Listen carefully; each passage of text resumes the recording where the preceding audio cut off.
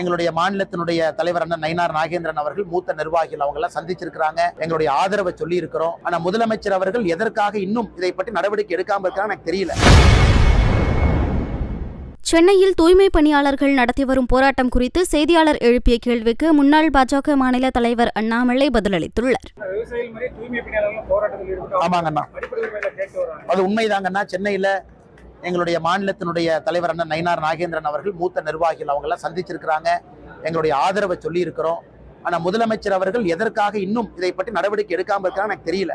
Delay பண்ற ஒரு நாளும் கஷ்டம். நேத்தெல்லாம் மலையில் இருந்தாங்க தூய்மை பணியாளர் சகோதர சகோதரிகள், மலையில் உட்கார்ந்து இருந்தாங்க.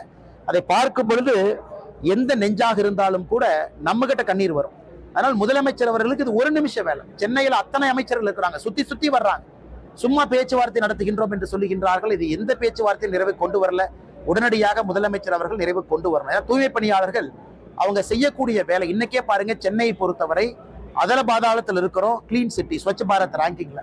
ஏன்னா தூய்மை பணியாளரை நம்ம சரியா கண்டுக்கிறது இல்லை, மோட்டிவேட் பண்றது இல்லை, சரியான சம்பளமும் கொடுக்கறது இல்லை. எல்லாமே கான்ட்ராக்ட் ஒப்பந்தத்துல மாட்டி இருக்கிறாங்க.